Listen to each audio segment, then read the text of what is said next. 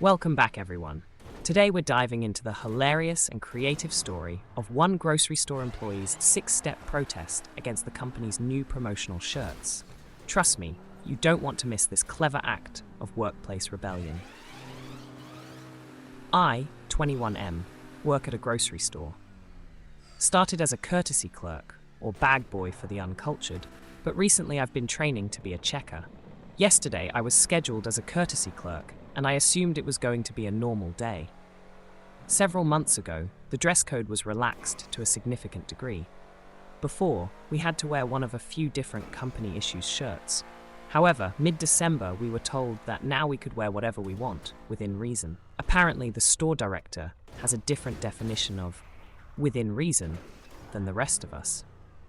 So I started wearing my favorite shirts, normally the one from openai or one with Transformers on it. Yesterday I wore the TF shirt. Upon arrival, everyone was wearing the same blue shirt advertising the store's new mobile game. You know how some stores have promotions where you get a few tickets with every purchase that you can then redeem for a chance to win prizes?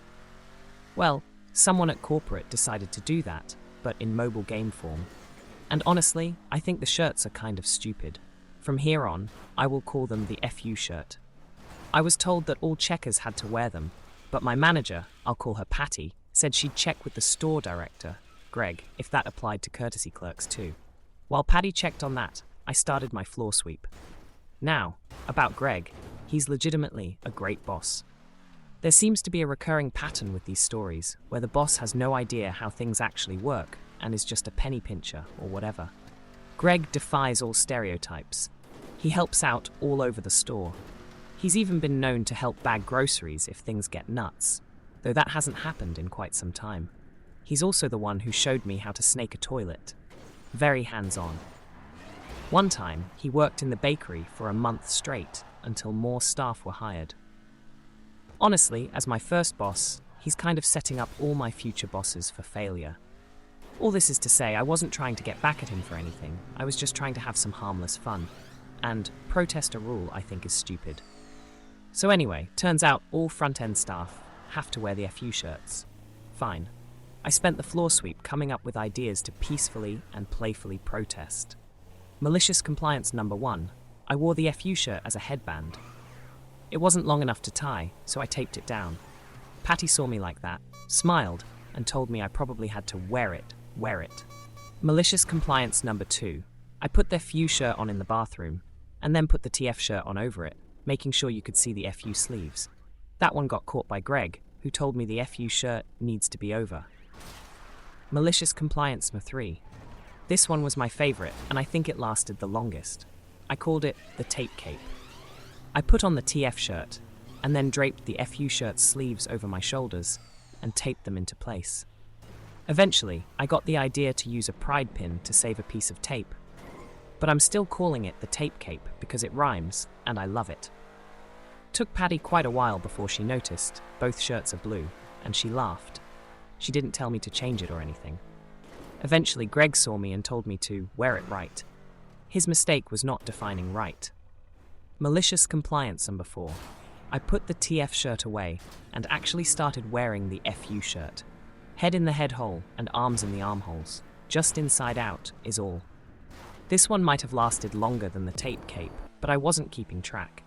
Greg didn't notice at first, but when he did, he just said my name in a disappointed tone, so I figured it was time to change tactics. Malicious compliance number 5. Backwards. That's all. Just backwards. Greg came up to me to give me my 3-year pin and told me I almost had it right. Giving me the pin was a mistake though, because I had one more trick up my unwanted sleeve. Malicious compliance number 6. You may be thinking I've exhausted my options at this point. I have to wear the FU shirt the proper way now, don't I? Yes, I do. But no one told me I couldn't wear a cape. Yep, I did a reverse of the tape cape, so the TF shirt was covering the graphic with inexcusable puns on the back. I used the pride pin and the 3-year pin that had just been given to me. That lasted all of 30 seconds. So I unpinned the TF shirt and put my hoodie on. At that point, Greg said he was going to put a more clear copy of the dress code up near the punch-in clock and in the break room. Remember when I said that he and I had different definitions of within reason? Yeah, apparently we're allowed to wear whatever we want as long as it's plain color plaid and has no logos or graphics on it. So actually, as I write this, it's occurring to me that as written, the FU shirts are in violation of the dress code. I guess I could start writing reports about everybody violating the dress code, but that would cross the line from harmless fun into needlessly petty. Maybe I'll just put up a post-it note on the dress code. So yeah, in conclusion, I exhausted all my options and had to wear the FU shirt right side out, tag in the back, with nothing covering it for the rest of the day, which by that point was less than an hour.